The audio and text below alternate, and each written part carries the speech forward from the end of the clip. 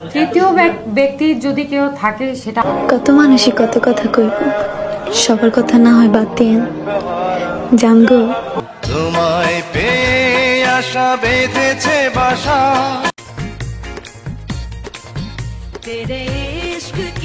অবশেষে জানা গেল লায়লা এবং মামুনের সম্পর্কের ফাটল ধরার মূল কারণ কি। দর্শক, আপনারা হয়তো সকলে জানেন মামুন এবং লায়লা সোশ্যাল মিডিয়াতে অনেক সুইট একটা কাপল ছিল। নেটিজেনরা তাদেরকে সুইট কাপল হিসেবেও কিন্তু ঘোষণা দিয়েছিল। কিন্তু দর্শক, হঠাৎ করে লায়লা মামুনের বিরুদ্ধে কেন মামলা করলো, আর মামুন এবং লায়লার মধ্যে কেনই বা হঠাৎ করে এমন একটা ফাটল ধরলো যে তারা দুজন দুজনের থেকে অনেকটাই আলাদা হয়ে গেছে। দর্শক, আপনারা হয়তো সকলে জানেন যে হঠাৎ করে লায়লা মামুনের নামে একটি মামলা করে দেয়। সেই মামলার কারণে মামুনকে কিন্তু পুলিশ ধরে নিয়ে যায়। এরপর থেকেই আসলে মূলত অনেক বড় একটা কাহিনী শুরু হয়, যেই কাহিনীটা কিন্তু এখন পর্যন্ত থামতেছে না। কিন্তু দর্শক, এবার লায়লার যে স্কিন বিশেষজ্ঞ আছে, তিনি লায়লা এবং মামুন সম্পর্কে এমন একটি তথ্য দিয়েছে, এমন কিছু কথা বলেছে, যেই কথাগুলো শুনলে আপনারা রীতিমতো অবাক হয়ে যাবেন। সো দর্শক, আমি আপনাদেরকে রিকোয়েস্ট করবো, অবশ্যই আপনারা কিন্তু আজকে ভিডিওটি শেষ পর্যন্ত দেখবেন। দর্শক, আপনারা স্ক্রিনের সাইডে দেখতে পাচ্ছেন যে লায়লা এবং লায়লার যিনি স্কিন বিশেষজ্ঞ, তার মুখ থেকেই শুনবো যে লায়লা এবং মামুনের ফাটল ধরার পিছনে আসলে কি তৃতীয় কোনো ব্যক্তি আছে কিনা, সেই বিষয়টি আপনারা আজকের ভিডিওটি সম্পূর্ণ দেখলেই বুঝতে পারবেন। সো দর্শক, আমি আপনাদেরকে রিকোয়েস্ট করবো, অবশ্যই আপনারা কিন্তু আজকের ভিডিওটি শেষ পর্যন্ত দেখবেন। আর আপনাদের কি মনে হচ্ছে এখানে আসলে দোষটা কার ছিল, সেই বিষয়টা কিন্তু অবশ্যই কমেন্ট বক্সে জানাতে ভুলবেন না।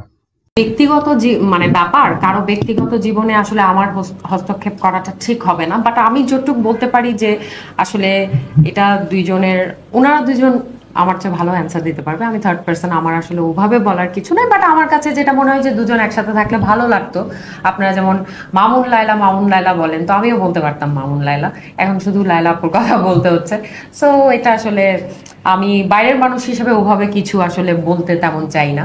বাট দোয়া করি, দুইজনের জন্যই দোয়া, অনেক অনেক দোয়া। সোশ্যাল মিডিয়ায় খুব ভালো দেখছে, আমার চেয়ে বেশি মনে হয় যে ওনাদের মনের মিল তো প্রথম থেকেই ছিল। এত বছর ধরে মানুষজন দেখে আসছে, মনের মিল না থাকলে তো এত বছর থাকতো না। ডেফিনেটলি মনের মিল ছিল, ভালোবাসতো। উনি আসলে জানতে চাচ্ছে যে সামনাসামনি, সোশ্যাল মিডিয়াতে তো ভিডিওতে দেখেছে, মানে তুমি যেহেতু সামনাসামনি, you was crazy about her.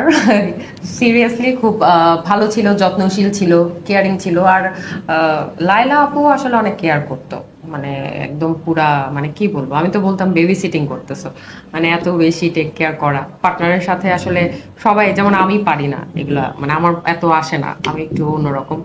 So দেখা যায় যে এই জিনিসগুলো তো ছিলই, দুইজনের প্রতি দুইজনের ছিল ভালোবাসা, ছিল কেয়ার, ছিল সবকিছুই ছিল। ভালোই লাগতো তখন আসলে এত কমপ্লিকেশন, এত ঝামেলা, এত কিছু আমার মনে হয়নি। খুব স্মুথ যাচ্ছিল সবকিছু, তখন খুব স্মুথ যাচ্ছিল। আর একটা ব্যাপার আমি দেখেছি, মানে ট্রিটমেন্ট রিলেটেড, সেটা হচ্ছে যে ওর খুব কিউরিয়াসিটি ছিল যে কোনটা করতে হবে, কিভাবে করতে হবে। ওর যতটা টাইমই লাগতো না কেন, এখানে কিন্তু আমাদের বেশি বসে থাকতো। হ্যাঁ, ও বসে থাকতো।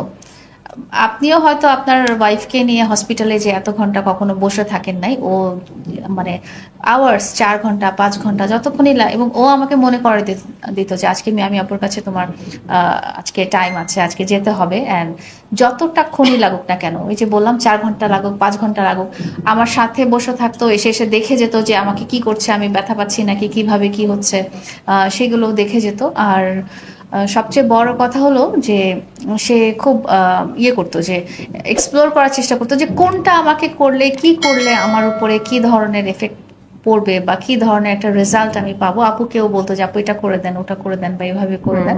তো আপু আগ্রহ ছিল আর কি, অনেকটাই আগ্রহ ছিল, অনেকটাই। এটা তো ডেফিনেটলি লাইফস্টাইলের উপরে তো একটা এফেক্ট পড়েছে। ব্যস্ততা এক নাম্বার থাকে। তারপরে যেটা হয়েছে যে ও মনে করাই দিত আমাকে যে আজকে তোমার যাওয়ার দিন, বা আজকে যেতে হবে, বা কালকে যেতে হবে, বা আজকে চলো। তো এই জিনিসগুলো দেখা যায় যে আমি টাইম হয়তো ওইভাবে ম্যানেজ করতে পারি না, বা এটা সেটা।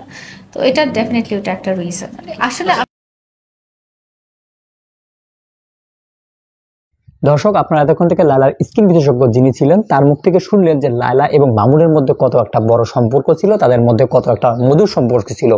মামুন কিন্তু লায়লাকে নিয়ে গিয়ে এই আপুর কাছে বলেছিলেন যে তার স্কিনটা যেন সুন্দর হয়, তাকে যেন সুন্দর লাগে, এটা কিন্তু মামুন করেছিল। দর্শক, এত টেক কেয়ার করার পরেও কেন হঠাৎ করে লায়লাকে ছেড়ে মামুন চলে গেল, এই বিষয়টি কিন্তু আপনারা এখন জানতে পারবেন। সো দর্শক, এবার লায়লা এবং এই লায়লার স্কিন বিশেষজ্ঞ দুজনেই কিন্তু একটা বিষয় বলেছে যে এখানে কি আসলে তৃতীয় পক্ষ কেউ আছে কিনা, এই বিষয়টা কিন্তু তারা শেয়ার করেছে। সো দর্শক, আপনারা ভিডিওটি শেষ পর্যন্ত দেখবেন, শেষ পর্যন্ত না দেখলে হয়তো কিছু বুঝতে পারবেন না। তো আমি আপনাদেরকে রিকোয়েস্ট করবো, অবশ্যই আপনারা কিন্তু ভিডিওটি শেষ পর্যন্ত দেখবেন আর আপনাদের গুরুত্বপূর্ণ মন্তব্যটা কমেন্ট বক্সে করার চেষ্টা করবেন। সো দর্শক, চলেন ভিডিওটা শেষ করি। সেটা তো এটা ডেফিনেটলি ওটা একটা রিজন। আসলে আমরা প্রথমে যেদিন এসেছিলাম আপুর কাছে, সেদিন কিন্তু আমার ট্রিটমেন্টের জন্য আসেনি। সেদিন আমরা আমাদের কিছু বন্ধু ছিল, স্যান্ডি সাহা এসেছিল এবং তানজিল জনি ভাইয়া এসেছিলেন। তো ওই দিন ফার্স্ট আমরা আসি আপুর সাথে এমনি নর্মাল গল্প করার জন্য। তখন মামু যখন জানতে পারলো যে এখানে এই ধরনের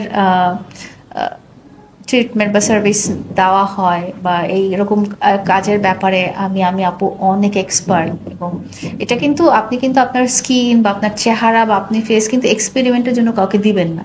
আমি কিন্তু আমার চেহারাটা এক্সপেরিমেন্টের জন্য, যে কারো হাতেই কি করে ফেলবে না করে ফেলবে, বিশ্বাসের কিন্তু একটা বড় ব্যাপার আছে। তো আপুকে দেখে এবং আপুর সবকিছু আমরা যখন দেখলাম নিজের চোখে, তখন মামুনের মন থেকে নিজে থেকে আসলো যে না ঠিক আছে, আপুর কাছে তোমার ট্রিটমেন্টটা। আসলে ও সবসময় আমার ভালোই আচ্ছা, চেয়েছে। এখন একটা ব্যাপার আছে, সুন্দর হয়ে কি বিপত্তি নিয়ে আসলা নাকি উল্টা?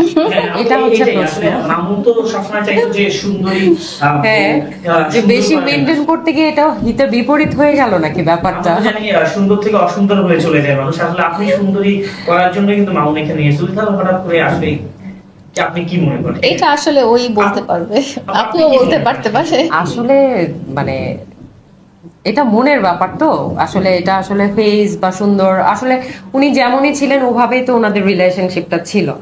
তো পরবর্তীতে হয়তো এটা মনোমালিন্য হয়েছে কোনো কারণে, সেটা আসলে বিউটি তার ফেসিয়াল কোনো কিছু এই ব্যাপারে আই ডোন্ট থিঙ্ক যে আসলে চেহারার জন্য চলে গেছে বা চেহারার খুব সুন্দর হয়ে গেলে সবাই চায়, আপনিও চান যে আপনার চেহারাটা ভালো থাকুক। এটা চেহারা বা সৌন্দর্যের সাথে কিছুই না, হয়তো কোনো একটা জায়গায় অ্যাডজাস্ট হয়নি বা কোনো একটা ঝামেলা ওনাদের মধ্যে হয়েছেন।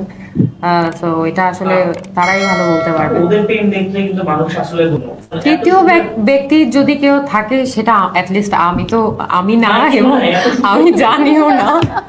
কি মনে হয় এত সুন্দর একটা পেমেন্ট বাচ্চার ছেলে তো একটু বয়স হলে আবার হয়তো বা মানে আপনি বুঝবে। কি বলতে চাচ্ছেন মিয়ামি আপুর সাথে টিকটক করাতে এরকম কিছু হয়েছে, এই ধরনের কি কিছু আবার বলতে চাচ্ছেন নাকি? অনেক মেয়েরাই টিকটক করছে। হ্যাঁ, এরকম আসলে কিছুই না। এরকম কিছু না আসলে।